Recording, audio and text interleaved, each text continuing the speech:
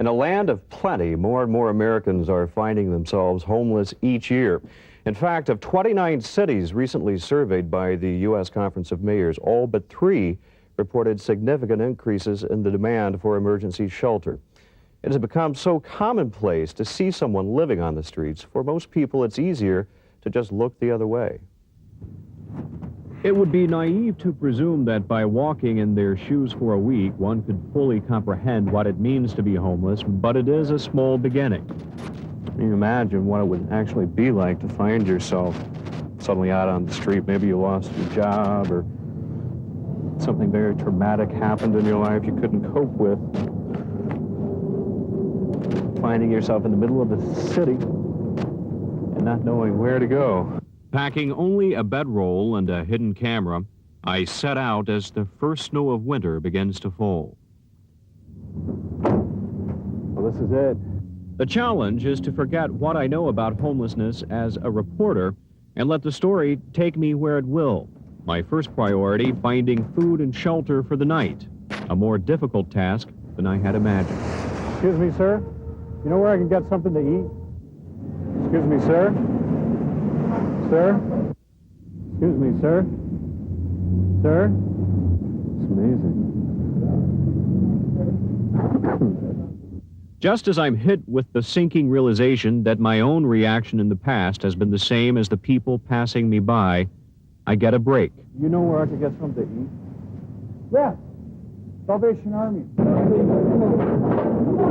I can't hear you.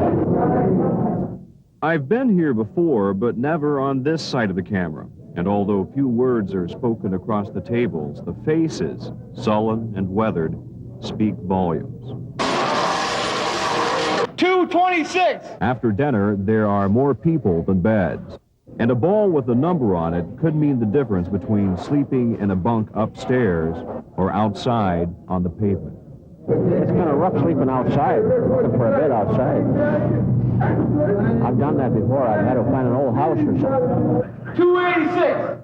Finally, my number is called, and a bunk on the second floor belongs to me for the night. Call it beginner's luck. Oh, man. But luck runs out by morning, when I'm forced to leave the shelter. Following a steady trail of people, I find my way to sharing and caring hands, where it becomes clear poverty in the extreme does not discriminate. Here, you will meet entire families who've fallen on hard times. People suffering from mental illnesses. I don't think it's too good. Many struggling with chemical dependency. Still not drinking? No, I'm done with it. I'm putting my heart and my everything into it now. And still others who've resigned themselves to it. His real name is Bill, but most people call him Red, and each day he lives from one drink to the next.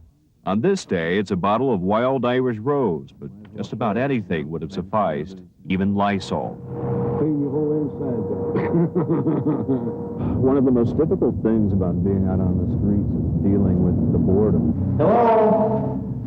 Sir! Just bounce from one place to the next. Excuse me? You can't sleep in here. It's just resting my eyes. And when living on the streets, even the most trivial of problems can have a crippling effect. Say you lost your ID and wanted to get work, which is problem enough in itself. In order for us to hire you, you have to have identification. We have to be able to check off that we've seen your identification.